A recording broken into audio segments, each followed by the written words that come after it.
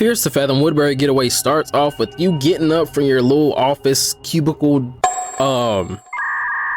desk job. You get up and you need you a cup of hot coffee. See, me personally, I'm an iced coffee guy. I like me a little frappe from McDonald's. That's me. I'm iced coffee freaking latte all day. You hear somebody typing on the keyboard in the room, so you go check who it is, and it's one of your coworkers. He's staying late just like you. Y'all are the only two in the building. This guy's kind of rude, so yeah, we just go ahead and leave him alone for now. We head to the little ladies room to use the bathroom, and we hear the door open and somebody walks in. When you finish up and open the stall door, this weird 70-year-old Mr. Clean janitor decides he's gonna run around to the front of your stall and then talk about, oh, I'm sorry. Like, dude, you ran. And this dude's kind of a jerk too. He starts off cool, but if you try to talk to him after he walks away from you, he's like, oh, I could get this done a lot faster if you leave me alone. So freak you, janitor. One thing I will give this game props on though, you can wash your hands and you can flush the toilet. Sanitation, bro. I went back in, and since our coworker was a joke to us, I went and just started throwing my empty cup of coffee at him, hitting him in the back of the neck, and it got stuck like that. You make your way back to your cubicle and you hear the phone ringing, and it's your college friend Mike calling to check up on the status of y'all's little weekend getaway to Woodbury. Now Mike already off the rip, he got no game. He's trying to like flirt a little bit and be like clever. He ain't got no game. Anyways, we tell him that we'll go ahead and get the, you know, the little rental booked and everything, but before I do that, I had to hop on Type Invaders. Nonetheless, we get the rental booked and it heads over to the next scene where this guy is just what are you looking at, dude? Gale doing all cheesing and stuff. Hey, he is playing the PSP though, so that's kind of clean. Mike pulls into the parking garage, gets out the truck standing all weird, and then we're forced to hug him, and then he tries to get like a second hug out of us, but I wasn't going for that. So we put our stuff in the back of the truck and we set off. The entire car ride, Mike is just yapping. Like he ain't talking about nothing. Like, one thing that he does right here though, he stops at Moe's Pizza. That's a classic. It's also really cool that there's queso and other creators that show up on the TV, and the TV actually has like a lot of different channels to it. It's really cool. Moe's Pizza just has a lot of life to it. I love Moe's Pizza.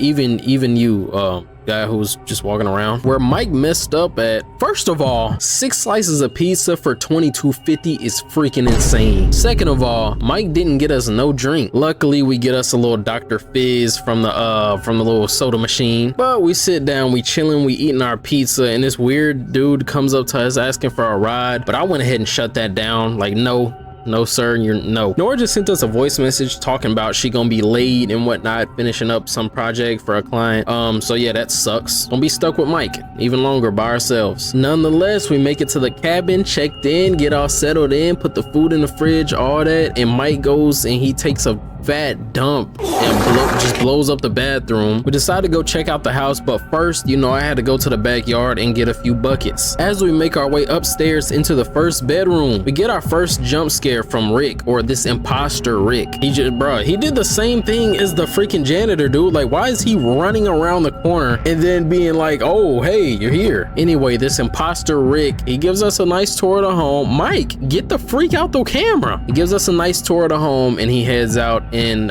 yeah, you remember when like Mike blew up the bathroom downstairs? Yeah, we decided to go ahead and take a shower upstairs. Oh yeah, and I did try to follow Rick all the way back here, but then it kind of just stopped letting me go. Yeah, that kind of sucked. I thought it was about to let me go over that bridge and everything. That would have been a cool little secret thrown in there, Rail. That would have been nice. We grabbed some fishing rods to head back to the river behind the house so that we can catch our dinner for the night. And it took me like 30 minutes to catch 3 carp. Nonetheless, we catch our meal, head in the kitchen, whip it up, you know, throw it in the oven. In the meantime, you get to pick from a few different board games to play. I picked the little Jenga and I, you know, busted Mike's behind in it. Whoa. Nonetheless, we sit down and eat our meal while we watch Berlizzi make asparagus chocolate cake with a spoonful of mayo. You and Mike, for whatever reason, decide to start playing hide and seek. And what will be the last round of hide and seek? You open the bathroom door to see the imposter Rick in there, apparently fixing the sink with a hammer. Then Mike tried to call him out on it and he was like, what do you know about fixing faucets? I don't know, bro. I don't know why they even let that slide.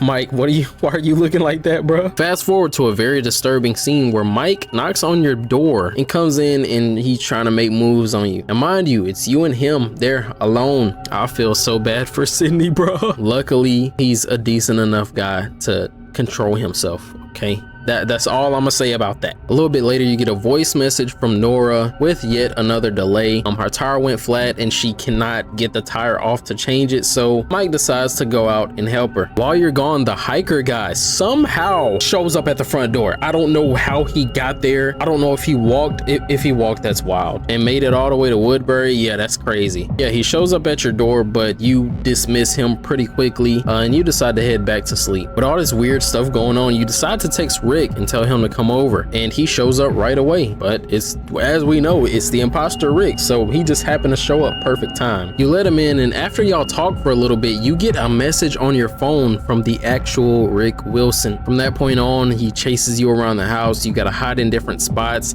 and eventually Mike and Nora show up and the game ends.